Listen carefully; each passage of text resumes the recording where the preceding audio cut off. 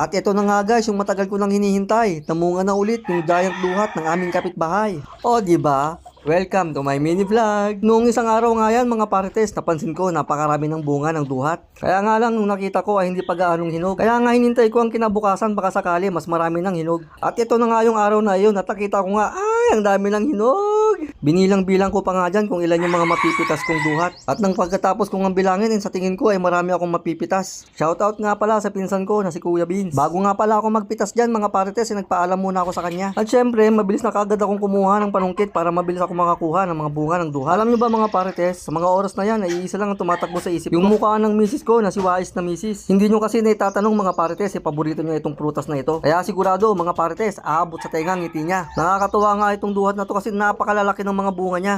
Tapos napakatamis pa. Parang ako, sweet. O diba? Sweet yarn.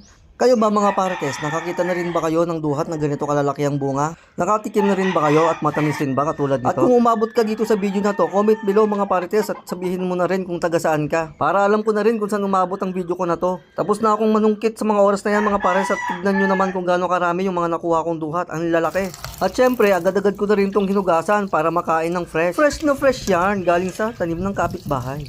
Matanong ko lang mga parites, ganito nyo rin ba kainin yung duhat? Yung pagkatapos ng hugasan, nilalagyan nyo kagad ng asin tapos aalog-alugin. Yung tipong malalamog-lamog tapos lalabas yung katas ng duhat. Yung tipong hihigupin mo yung katas ng duhat tapos nagsamang tamis at alat.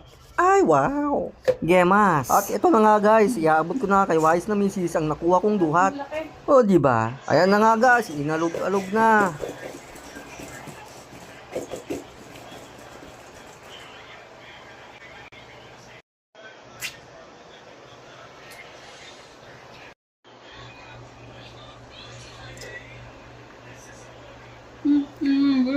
Katanin mo kay mama.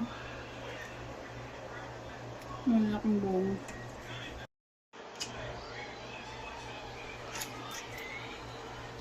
Hap.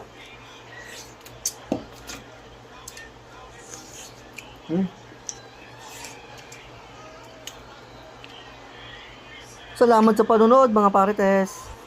Nasaan Toblerone?